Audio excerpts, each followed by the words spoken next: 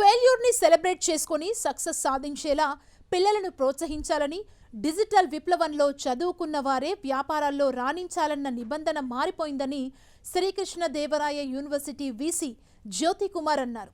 ప్రతి ఒక్కరూ వ్యాపారవేత్తగా ఎదగాలని, వినూత్నమైన ఆలోచనలు, ఐడియాలజీతోనే సాధ్యమవుతుందన్నారు. శ్రీ సత్యసాయి జిల్లా పుట్టపర్తిలోని సంస్కృతి ఇంజనీరింగ్ కళాశాలలో జరుగుతున్న బూట్ క్యాంప్ ముగింపు కార్యక్రమానికి ఆయన ముఖ్య అతిథిగా హాజరయ్యారు. వ్యాపారపరంగా విద్యార్థుల్లో నూతన ఆవిష్కరణలు తీసుకొచ్చేందుకు ఈ బూట్ క్యాంప్ ఎంతగానో ఉపయోగపడుతుందన్నారు.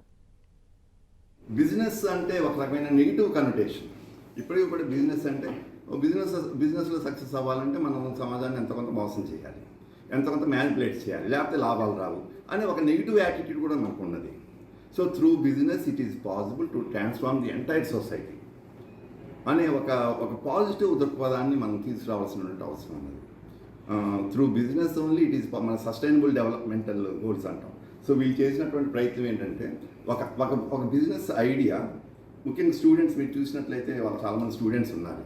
ఒక బిజినెస్ ఐడియాని వాళ్ళు ఒక సక్సెస్ఫుల్ కమర్షియల్ బిజినెస్ వెంచర్గా వాళ్ళు ఎలా మార్చే ప్లానింగ్ చేస్తున్నారు. ఆ ప్రాసెస్లో వాళ్ళు ఎదురయ్యే ప్రతిబంధకాలు ఏంటి, అందు గురించి మరి ఎకోసిస్టమ్ వాళ్ళ గురించి ఎలాంటి జాగ్రత్తలు తీసుకుంటుంది అనే ఒక ఎంటర్‌ప్రెన్యూర్‌షిప్ ఎడ్యుకేషన్లో భాగంగా వీళ్ళు చేస్తున్నారు.